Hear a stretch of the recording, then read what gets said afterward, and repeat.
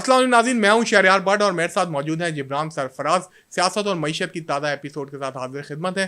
नाज़रीन, जैसा कि आपको पता है कि मुल्क इस वक्त माशी चैलेंजेस का सामना है और पाकिस्तान के माशी प्रॉब्लम्स एक के बाद एक बढ़ते ही जा रहे हैं, ख़त्म होने का नाम नहीं ले रहे हैं। मुल्क में महंगाई बढ़ती ही जा रही है। पहले हमें ये कहा जा रहा था कि अब IMF के प्रोग्राम में हम जाएंगे तो हमारी मुश्किलात ख़त्म हो जाएंगी, लेकिन हम देख रहे हैं कि हमारी मुश्किलात एक के बाद एक बढ़ती जा रही। गैस, बिजली, पानी, सबके रेट्स बढ़ते जा रहे हैं। वेजिटेबल की प्राइसेस भी बढ़ते जा रहे हैं। इन्फ्लेशन बढ़ती जा रही, कोई चीज़ रुकने में नहीं आ रही। जिब्रान, इतनी मायूसी की वजूहत क्या है? देखिए, तकरीबन हम 6 से 7 महीने से इंतज़ार कर रहे थे तकरीबन कि IMF से डील होगी तो हमारे जो प्रॉब्लम्स है वो रिजॉल्व हो जाएंगे। मुल्क जो डिफ़ॉल्टर की तरफ जा रहा था वो नहीं जाएगा। तो अल्हम्दुलिल्लाह ये तो एक IMF से डील तो हो चुकी है और पैसे भी आ चुके हैं और मुल्क जो बड़ा ख़तरा था वो तो टल गया है। लेकिन अब बड़ा ख़तरा टलने के साथ साथ अब जो छोटे छोटे जो मसाइल हैं वो एक बम बन गए हैं। जिस तरह आप देख सकते हैं कि महंगाई इतनी हो गई है, तकरीबन इन्फ्लेशन की बात करें तो 45% क्रॉस कर गई है इन्फ्लेशन का रेट। हर चीज़, खाने पीने की अशिया से लेके, पहनने से लेके, दवाई से लेके, हर चीज़, जहाज़ तक के जो प्राइसेस हैं वो आप सब ऑलमोस्ट डबल हो चुके हैं और अब भी ये रुकने का नाम नहीं ले रहे। हर जगह हर रोज़ नया रेट होता है। अब देखिए ना, हर गरीब आदमी की जो बुनियादी चीज़ है वो इलेक्ट्रिक है जो कंजप्शन करता है, इसके साथ साथ गैस है, पानी है, यूटिलिटीज़ की बात करें तो यूटिलिटीज़ प्राइसेस इतने बढ़ गए हैं और लोगों की जो इनकम है वो इस हिसाब से नहीं बढ़ी। तो ये गुर्बत जो है मज़ीद बढ़ रही है उसकी वजह से, क्योंकि उनके जो इनकम है वो उससे ज़्यादा एक्सपेंसेस जो है वो मज़ीद बढ़ रहे हैं और इनकम वैसे नहीं बढ़ी पैरेलल। तो ये आप देख रहे हैं कि ये एक अलार्मिंग सिचुएशन है। तो हर बंदा इसमें परेशान है क्योंकि वो अपने जो रोज़गार है वो उसको मतलब मार्केट में ही जब काम नहीं है, जब मुल्क में ही रोज़गार नहीं है और इतनी एफर्ट करने के बाद, इतना कंपटीशन के बाद जो जो है डे बाय डे जो कारोबार भी कम होता जा रहा है और महंगाई भी बढ़ती जा रही है। तो दोनों तरफ से जो है आम आदमी को मार पड़ रही है। तो इसकी वजह से आप देख रहे हैं कि जो, अगर हम बात करें US डॉलर की, तो US डॉलर प्राइसेस, हमारी जो एक्सपेक्टेशन थी कि जो है IMF से जब डील हो जाएगी तो वो डॉलर जो वो नीचे आना शुरू हो जाएगा और 200 के अंदर चले जाएगा, जो बहुत से रिसर्च एनालिस्ट कह रहे थे। तो इसके साथ साथ अब जो पैसे भी आ चुके हैं, डील भी हो चुकी, लेकिन मज़ीद 5-10 रुपये नीचे आने के बाद दोबारा डॉलर ने यू टर्न लिया और तकरीबन अब जो है दोबारा अपने नज़दीक, हाई के नज़दीक पहुंच चुका है। और इसके साथ साथ आप देख सकते हैं इंटर बैंक में जो जो रेट है उसका जो, और ओपन मार्केट का जो डिफरेंस है वो ज़्यादा बढ़ चुका है। इंटर बैंक में जो जो तकरीबन 6 से 7 रुपये जो है वो नीचे मिलता है और जो ओपन मार्केट में तकरीबन 6-7 रुपये ऊपर है। तो ये इस पर भी थोड़ा सा जो है स्टेट बैंक को थोड़ा सा गौर करना चाहिए, क्या वजह है कि इंटर बैंक और ओपन मार्केट का जो इतना डिफरेंस है वो किस वजह से है। इस तरह इंपोर्ट पे भी इतनी सख्तियाँ की हैं, इसकी पाबंदियाँ लगाएं, इसके बाद भी डॉलर कंट्रोल नहीं हो रहा। एक हमारा जो फाइनेंस मिनिस्टर साहब हैं, उन्होंने जो है मजबूरन और काफ़ी कड़वा घूट पिया था कि जो इम्पोर्टेड आइटम्स हैं उस पर पाबंदी लगाने के बाद कहा था कि ये जो अब जो डॉलर है उसको लगाम दे दिया गया है। लेकिन अनफॉर्चुनेटली वो मतलब लगाम थोड़ा टाइम के लिए था। अब मज़ीद जो है वो दोबारा जो डॉलर है वो मज़ीद नए हाई बना रहा है। तो जब तक इसको कंट्रोल नहीं करेंगे डॉलर, तो हमारा जो मुल्क का जो कर्ज़ा है वो भी हमारा बढ़ता रहेगा, क्योंकि हमारा जो इंटरेस्ट है वो भी डॉलर में जा रहा है। तो जितना डॉलर बढ़ेगा हमें दो तरफ से मार पड़ेगी, क्योंकि एक तो हमारा कर्ज़ा बढ़ेगा और उसके साथ साथ कर्ज़े पे जो सूद है उसका जो रेट है वो भी बढ़ता रहेगा। जी बिल्कुल।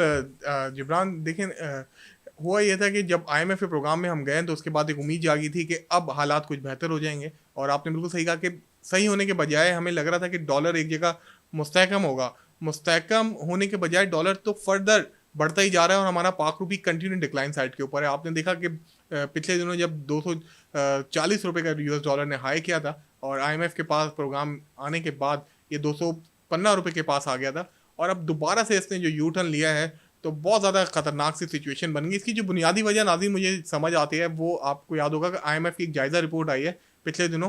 ब्रेक के बाद हम उसमें फुल डिस्कस करेंगे आगे चल के।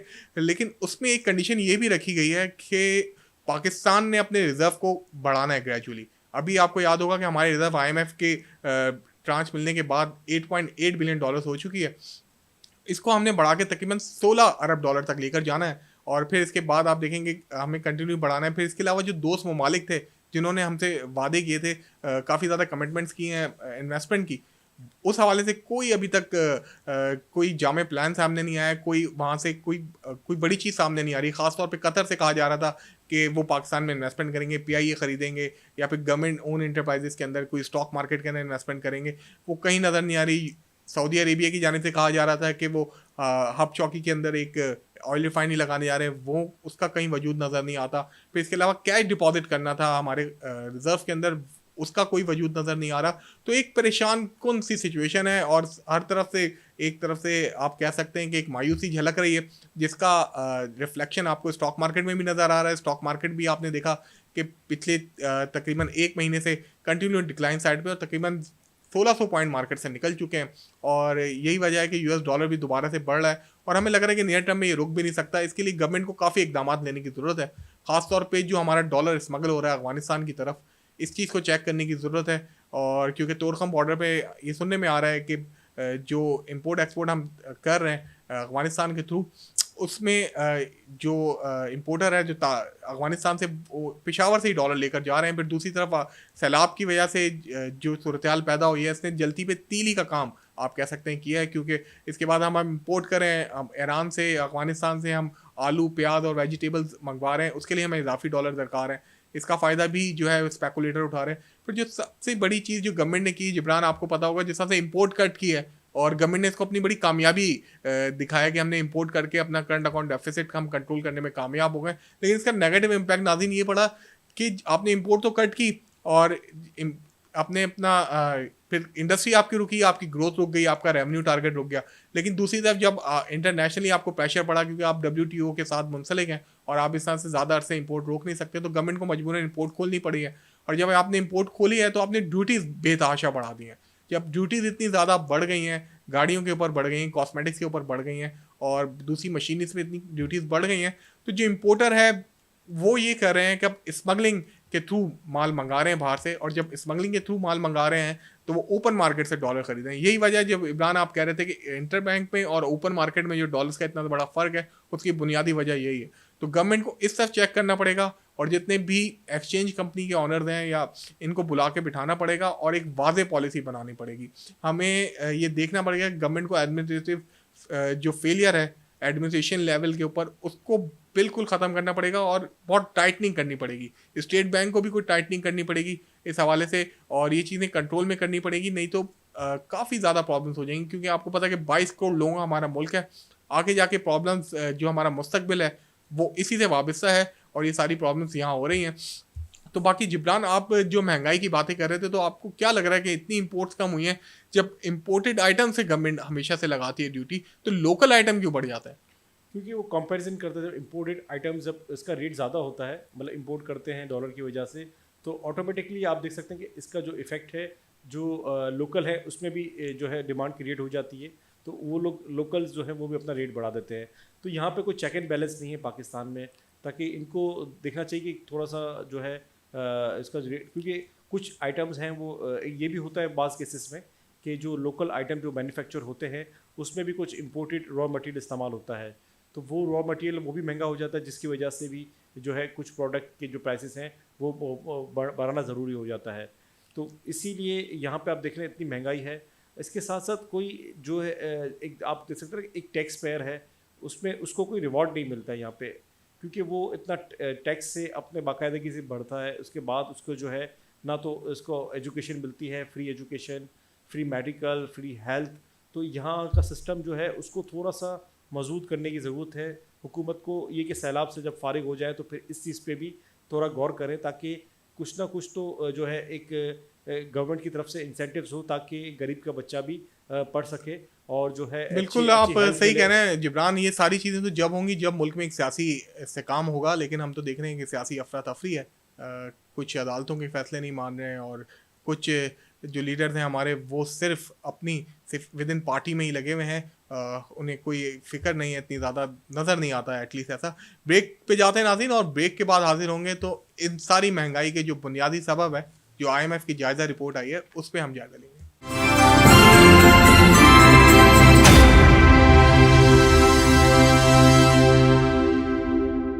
वेलकम बैक नाज़रीन। ब्रेक से पहले हम डिस्कस कर रहे थे जो पाकिस्तान में डॉलर की कीमत इंतहाई बढ़ती जा रही है और काबू में नहीं आ रहा यूएस डॉलर। खत्ते में पाकिस्तान का जो रुपी है वो सबसे ज़्यादा नीचे आ गया। आप देख रहे हैं कि ऑल दो कि डॉलर पूरी दुनिया में बढ़ रहा है, और जो इंटरेस्ट रेट जो बढ़े हैं अमेरिका में, उसके बाद से हम देख रहे हैं कि एक US dollar against all other countries काफ़ी ज़्यादा बढ़ रहा है। इंडिया में भी यूएस डॉलर काफ़ी ज़्यादा बढ़ चुका है, 80 रुपये से ऊपर आ चुका है। इसी तरह बांग्लादेश में 85 रुपये से ऊपर ट्रेड कर रहा है। तो लेकिन पाकिस्तान के महरक़ात थोड़े डिफरेंट हैं, वो हमने डिटेल में डिस्कस किए थे। और सबसे बड़ी वजह जो इस वक्त मुल्क में बन रही है वो महंगाई और डॉलर ऊपर जाने की, वो है आईएमएफ की रिपोर्ट। कहा जा रहा था हम आईएमएफ के प्रोग्राम में चले जाएंगे तो मुल्क में जो माशी तौर पे इससे काम आएगा और चीज़ें रुकना शुरू होंगी, लेकिन इसके बरक्स देखने में आ रहा है। तो आईएमएफ की जो रिपोर्ट है उसके बारे में मैं आपको बताते दूँ कि आईएमएफ का कहना है कि जो उन्होंने 28 अहदाफ दिए थे हुकूमत को करने के लिए, हुकूमत उसमें बामुश्किल 16 अहदाफ कर सकी है और बाकी में बुरी तरह से नाकाम रही है। आईएमएफ ने अपनी रिपोर्ट में बताया कि जिस तरह से लास्ट ईयर जो पिछली गवर्नमेंट थी, पीटीआई की गवर्नमेंट, उसको भी उन्होंने तनकीद का निशाना बनाया। उन्होंने कहा कि जिस तरह से उन्होंने आईएमएफ के साथ वादे किए थे और एक एग्रीमेंट साइन किया था कि वो सब्सिडी नहीं देंगे, उसके ऊपर उन्होंने बाद में, जैसे आपको याद होगा कि ex prime minister Imran Khan ने आखिरी दिनों में पेट्रोलियम मसनूआत के ऊपर 10 रुपये सब्सिडी दी। फिर इसके अलावा उन्होंने बिजली और गैस की कीमतों पर सब्सिडी दी थी, जिसकी वजह से हमारा आईएमएफ का प्रोग्राम रुक गया। फिर इसके साथ साथ टैक्स एमनेस्टी स्कीम जो पिछली गवर्नमेंट ने दी थी, आईएमएफ उस हवाले से भी खुश नहीं था। फिर इसके साथ साथ जब नई गवर्नमेंट आई है तो अब चूंकि इन्होंने आईएमएफ के प्रोग्राम में जाना था, काफ़ी डिले किया सब्सिडीज़ का खात्मा करने में, जिसकी वजह से हमारी जो मीशत है उस पर इजाफी बोझ बढ़ा। फिर आपने देखा कि यूएस डॉलर भी 179 रुपये से बढ़ता हुआ फिर 240 रुपये तक गया, और इसने पूरा नक्शा ही चेंज कर दिया पाकिस्तानी मीशत का। और इतनी महंगाई और इतनी बेरोज़गारी जो हमने देखी है, जो एक लहर चली, वो पूरे 74 सालों में इतनी महंगाई एकदम से नहीं आई जितनी हमने देखा कि पिछले 4 से 5 महीनों में हमें देखने में आई है। साथ साथ आईएमएफ का जो टारगेट्स हैं जिब्रान, मैं आपको बताऊं कि बहुत ही ज़्यादा मैसिव इन्होंने टारगेट्स रखे हैं। आईएमएफ का सबसे बड़ा जो टारगेट है, जैसे आपके इल्म में कि उनका कहना है कि आपने पेट्रोलियम लेवी जो है वो जनवरी तक 50 रुपये तक कर देनी है, ठीक है। और अगर ये करते हैं, इसके साथ साथ जो टैक्स अहदाफ जो हुकूमत ने रखे थे पिछले बजट में तकरीबन 7,400 अरब रुपए, और सैलाब आने के बाद तो नामुमकिन लगता है कि हुकूमत ये अहदाफ पूरे कर सके। तो आईएमएफ का कहना है अगर आप ये अपने टारगेट मिस करेंगे तो फिर आप पेट्रोलियम मसनूआत के ऊपर आपको सेल टैक्स लगाना पड़ेगा। तो ऐन मुमकिन है कि आने वाले दिनों में गवर्नमेंट जो है मजीद एक झटका दे आवाम को और 17% तक सेल टैक्स लगा दे। दूसरी चीज़ आईएमएफ ने एक और जो कही, वो सिंगल ट्रेजरी अकाउंट के बारे में। आपको याद होगा कि जिब्रान पिछले दिनों स्टॉक मार्केट में जो है लास्ट ईयर एक साल की एक बात हुई थी आईएमएफ के हवाले से, जब उन्होंने सिंगल ट्रेजरी अकाउंट की बात की थी तो स्टॉक मार्केट में तकरीबन 2000 से ज़ायद पॉइंट निकल गए थे इस खबर के बाद से। सिंगल ट्रेजरी अकाउंट में जो मामला थे वो इस तरह से हैं कि जो गवर्नमेंट के जितने भी इदारे हैं वो स्टेट बैंक से पैसे लेके प्राइवेट बैंक के अंदर रखते हैं और फिर उसके अंदर से अपने मामला तय करते हैं। लेकिन अब आईएमएफ का कहना है कि नेक्स्ट ईयर जनवरी तक आपने एक सिंगल ट्रेजरी अकाउंट एक बनाना है स्टेट बैंक में। सारे पैसे आपके स्टेट बैंक के अंदर होने चाहिए और जब भी आपको ज़रूरत हो आप स्टेट बैंक के ज़रिए ही इसको इन और आउट करते रहें। देखने में तो एक बहुत अच्छी चीज़ लग रही है, लेकिन अगर ये देखें ना हमारे दिफाई इदारों के भी जो अकाउंट्स हैं, जो उनकी अमाउंट है वो स्टेट बैंक के पास होगी, फिर उन्हें वहाँ से निकालना, और ये हमारी थोड़ा सा एक इस चीज़ से एक थोड़ी कंसर्न है। फिर दूसरी तरफ जब आप जो छोटे बैंक हैं वो कितने वो इसी वजह से चल रहे हैं कि उनके पैसे कुछ होते हैं, लाइक जैसे अस्करी बैंक है, बैंक ऑफ पंजाब है, या हम कह सकते हैं कि नेशनल बैंक में भी काफ़ी ज़्यादा अमाउंट होती है गवर्नमेंट इंटरप्राइजेस की, तो उनके बिजनेसेस पे काफ़ी ज़्यादा फ़र्क पड़ेगा। साथ साथ स्टेट बैंक का आईएमएफ की जायज़ा रिपोर्ट में जो आईएमएफ ने टारगेट दिया है गवर्नमेंट को, वो जो छोटे बैंक के हवाले से उन्होंने कहा है कि इनको अपनी कैपिटल बढ़ाना पड़ेगा छोटे बैंक को, अदरवाइज स्टेट बैंक इन किसी और के साथ बड़े बैंक से मर्ज कर सकती है। ये एक मामला है। फिर इसके अलावा आईएमएफ का कहना है कि आपने बिजली और गैस के ऊपर सब्सिडीज़ का खात्मा करना है और फ्यूल एडजस्टमेंट चार्जेस लगाने हैं। ख़ासतौर पे जो गैस की जो कीमतें हैं वो बढ़ने जा रही है। मैं आपको बताते चलूँ आने वाले दिनों में, क्योंकि गवर्नमेंट का इरादा है कि तकरीबन 545 अरब रुपए या इससे ज़ायद कुछ वसूल करने सार्फिन से। वजह इसकी यह है कि जो गैस का सर्कुलर डेथ है वो बहुत ज़्यादा बढ़ चुका है और 1000 अरब से ज़ायद तजाविज़ कर गया है, तो गवर्नमेंट को वो रिकवरीज करनी है, तो गैस के ऊपर इस तरह से ये टैक्सेस लगाने जा रहे हैं। फिर इसके अलावा ज़र मुबादला के ज़खायर कंटिन्यू बढ़ा के तकरीबन 16 अरब डॉलर तक लेकर जाने। आपने देखा होगा कि हमारे जो पाक रुपी है वो भी इसी वजह से डेप्रीसिएट हो रहा है, डॉलर की कीमत भी इसी वजह से बढ़ रही है।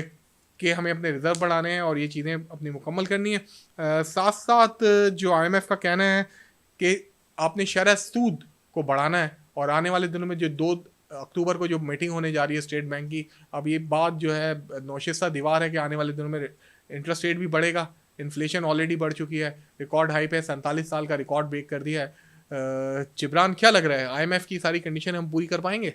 देखिए ये शराइत तो बहुत ही सख्त है, जिससे जो है एक आम आदमी जो बहुत मुतासर होगा, क्योंकि वो ऑलरेडी इतना इतना परेशान है, इतना पिसा हुआ है। मज़ीद इस पे बोझ डालेंगे तो उसके साथ ज़्यादती है। लेकिन आईएमएफ को भी इसका भी जवाब देना है, दोनों को बैलेंस करना है। तो गवर्नमेंट को कोई ऐसा बीच का रास्ता निकाल के, ताकि वो कुछ जो बोझ है वो आम आदमी पे भी कम बढ़े और आईएमएफ की जो शराइत है वो भी फुलफ़िल हो जाए। तो जिस तरह आपने पहले बताया कि जिस तरह ये इनकी जो डिमांड थी आईएमएफ की कि इलेक्ट्रिक के जो चार्जेस हैं, उसके जो फ्यूल सरचार्ज है उसको बढ़ाने की बात कर रहे थे, गैस के और जो है पानी का और जो दीगर जो है जो बिला बिला चार्जेस हैं उनको बढ़ाने की कर रहे थे। तो ये जो चीज़ें हैं वो एक बुनियादी चीज़ें हैं जो रोज़मर्रा के जो है इस्तेमाल में आती हैं। इस पे कंट्रोल मतलब इसकी जो मतलब वो तो इस्तेमाल करेगा, लेकिन उसके लिए साथ साथ गवर्नमेंट कोई ऐसा रिलीफ पैकेज या कोई ऐसा कुछ फंड्स क्रिएट करें तो कि उसको इनडायरेक्टली सब्सिडी मिल जाए, क्योंकि डायरेक्टली तो हम सब्सिडी दे नहीं सकते, आईएमएफ की कंडीशन है। कुछ ऐसा कुछ उनके लिए कुछ हेल्थ का बंदोबस्त या कोई फूड का बंदोबस्त या कुछ ऐसी चीज़ें कुछ ऐसा प्लान करें कि ताकि इसका जो इनके जो आम आदमी के जो बुनियादी खर्चे जहाँ जो गैस और इलेक्ट्रिक और गैस पानी और दूसरी जो है चीज़ों में खर्च हो रहे हैं, तो दूसरी तरफ से इनको कुछ रिवॉर्ड मिलना चाहिए ताकि वो थोड़ा सा रिलैक्सेशन मिल जाए, ताकि वो सरवाइव कर सके। हाँ, तो आप बेनज़ीर इनकम सपोर्ट प्रोग्राम तो नाज़रीन पाकिस्तान ने रखा है गवर्नमेंट ने, और प्राइम मिनिस्टर ने ऐलान भी किया कि 25,000 रुपये जितनी भी सैलाब में लोग मुतासर हैं उनको देंगे। लेकिन जो आम आदमी जो शहरों में रह रहे हैं, जो सफ़ेद पोश लोग हैं, उनके लिए ज़िंदगी गुजारना इंतहाई मुश्किल हो गया, दुशवार हो गया। जिस तरह आपने देखा कि लास्ट मंथ के जो बिजली के बिल आए, और जिसमें फ्यूल एडजस्टमेंट चार्जेस की मद में होशरबा इजाफा हुआ था, लोगों की कुव्वतें जो थी उनकी बाहर हो चुका था, और बहुत ज़्यादा प्रॉब्लम्स क्रिएट हो गई थी। गवर्नमेंट ने वो इनिशिएटिव लिया, वापस तो लिया, लेकिन इसके लिए मरबूत पॉलिसी बनानी पड़ेगी। और इस सिलसिले में मुझे लग रहा है कि हुकूमत को बचत की पॉलिसी अपनानी पड़ेगी, उस तरफ हमें जाना पड़ेगा, एनर्जी सेव करनी पड़ेगी। इस हवाले से हम एक तफसील प्रोग्राम करेंगे इंशाल्लाह नेक्स्ट वीक, उस पर हम इस पर डिस्कस करेंगे। बाकी स्टॉक मार्केट पे इसका क्या असर पड़ रहा है, हम देख रहे हैं कि सरमायाकार बिल्कुल गायब होंगे, वॉल्यूम श्रिंक हो गया। पिछले हफ्ते हमने देखा सिर्फ 8 करोड़ शेयर का काम हुआ, और कल जुमे वाले दिन भी बहुत लो एक्टिविटीज़ रही। थोड़ी बहुत सीमेंट स्टॉक्स में थोड़ी बाइंग नज़र आई है, टेक्नोलॉजी कुछ काम कर रहा है, अदरवाइज तो पूरे बाजार ही सो रहा है। जैसे बिल्कुल जिस तरह आप बताया कि जिस तरह जब ये हालात इस तरह की सिचुएशन होगी तो इन्वेस्टर भी थोड़ा सा मोहतात हो जाएगा। वो फिर अपनी दीगर एक्टिविटीज़ जहाँ उसको जहाँ प्रॉफिट ज़्यादा मिल रहा है, जिस तरह बैंक रेट्स बहुत अच्छा हो गया, इंटरेस्ट रेट जो है तो वो वहाँ मूव हो रहा है, क्योंकि यहाँ स्टॉक मार्केट में इन्वेस्ट करता है तो उसको वो रिटर्न नहीं मिल रहा और रिस्क भी लेना पड़ रहा है। तो जो इन्वेस्टर्स है वो दूसरी जगह मूव हो रहा है। इसके साथ साथ वॉल्यूम इसी की वजह से श्रिंक हो रहे हैं। और पॉलिटिकल जो है इंस्टेबिलिटी है और फ्लड की वजह से है, तो इतनी इन्फ्लेशन रेट इतना बढ़ गया, इंटरेस्ट रेट जैसा कि आपने कहा कि आने वाले दिनों में मज़ीद बढ़ सकता है जिस तरह के हालात बता रहे हैं। तो ये सब इस चीज़ों की वजह से स्टॉक मार्केट जो है वो बैरोमीटर होती है, वो रिप्रेजेंट करती है हर मुल्क की इकोनॉमी को। तो वो डे बाय डे वो नीचे भी जा रही है, वॉल्यूम भी श्रिंक हो रहे हैं और इन्वेस्टर भी बैक हो रहे हैं। तो कुछ स्क्रिप्ट्स में आपने बताया जिस तरह सीमेंट सेक्टर और टेक्नोलॉजी में थोड़ा अच्छा परफॉर्म किया, उसकी जो बुनियादी वजह जो है वो कोल प्राइसेस और जो ऑयल प्राइसेस हैं वो थोड़े से नीचे आए हैं, तो उसके जो प्रॉफिटेबिलिटी है उसमें थोड़ा मज़ीद थोड़ी बेहतरी आ सकती है। इसकी वजह से जो है वो अच्छा परफॉर्म कर रहे हैं। लेकिन ये डायरेक्टली इनडायरेक्टली जो है ऑयल का भी जो बेनिफिट है वो पाकिस्तान को नहीं मिला। अगर अब क्रूड ऑयल की बात करें, तकरीबन $84-85 पर बैरल तक पहुंच चुका है। ये काफ़ी नीचे आ गया $110 से। लेकिन यहाँ इस दफ़ा जो है पेट्रोल के जो प्राइसेस हैं वो लगता है कि मज़ीद बढ़ जाएंगे, क्योंकि वो इंटरनेशनली क्रूड ऑयल तो नीचे आ गया, लेकिन जो डॉलर प्राइसेस हैं वो बढ़ गए। और उसके साथ साथ लेवी और सेल टैक्स की जो बात कर रहे थे, इसकी वजह से ये तकरीबन जो हमें जो इसका जो बेनिफिट मिलना था पेट्रोल की वजह से जो इंटरनेशनली डाउन हुआ है, तो उसका बेनिफिट नहीं मिल सकेगा। तो साथ साथ कोई ना कोई बैड लक हो जाता है पाकिस्तान के साथ, तो वो मेंटेन नहीं कर सकते। और एक और जो पेट्रोल जो बाई करते हैं, जैसे अभी नीचे है, तो हम लोग को जो है वो लिमिटेड बाई करते हैं। जो भी हुकूमत के जो रिप्रेजेंट है, जो जिनका ये इदारा है जो ऑयल में डील करते हैं, तो वो एक एवरेज रेट पे जब $100 के ऊपर होता है तो उसको 2 महीने 3 महीने की कैपेसिटी के हिसाब से बाई करते हैं, और जब ये नीचे आता है तो फिर ये कि उसको लिमिटेड 15 दिन या 20 दिन के हिसाब से बाई करते हैं। तो अच्छा जहाँ लेवल है तो हुकूमत को चाहिए कि वहाँ जो है अच्छा स्टोरेज कर ले अच्छे रेट पे, और मैक्सिमम स्टोरेज करें, ताकि आने वाले दिनों में जो ऑयल की जो कमी भी पूरी हो जाए, और साथ साथ जो इसका जो मंदी का जो बेनिफिट है इंटरनेशनली मार्केट में वो सार्फिन तक पहुंच सके। लेकिन फरहान जिब्रान, इन सब चीज़ों के लिए स्टोरेज करने के लिए हुकूमत को चाहिए इजाफी डॉलर, और इस वक्त सिचुएशन ये है कि हमारे ख़जाने में बिल्कुल भी डॉलर्स नहीं है और हमें इसको फर्दर अपने रिजर्व को बढ़ाना है। और आने वाले दिनों में मुश्किलात हमें और बढ़ती हुई ही लग रही हैं अनफॉर्चुनेटली। जिस तरह से इन्फ्लेशन की अगर बात करें या फिर आप हमारी करेंसी की बात करें, तो सब चीज़ें ऊपर जा रही हैं। आपने देखा होगा पिछले दिनों जो गाड़ियों ने अपने कार मैन्युफैक्चरर्स अपने प्राइस बढ़ाए थे वो डिक्लाइन साइड पे आ रहे थे, अब दोबारा से बढ़ना शुरू हो गए। और कल ऑडी ने अपने प्राइसेस बढ़ाए हैं, तो लग रहा है कि आने वाले दिनों में और थोड़े टफ दिन हैं। इंशाल्लाह ये जो प्रॉब्लम्स हैं इसको पाकिस्तानी कौम ओवरकम कर सकती है। हमने माजी में भी ऐसा किया, लेकिन इसके लिए ज़रूरत ये है कि हुकूमत अपना कोई एक मजबूत प्लान लेकर आए, एक इस तरह की पॉलिसीज़ लेकर आएँ जो कि पाकिस्तान के हक़ में बेहतर हो, और आवाम डेफिनेटली आपके साथ चलेंगे जब आप आवाम की बेहतरी के लिए कोई प्रोग्राम लेकर आते हैं। इसी के साथ आज का प्रोग्राम ख़त्म करते हैं। इंशाल्लाह अगले हफ्ते आपसे फिर मुलाकात होगी। जब तक के लिए अल्लाह हाफ़िज़।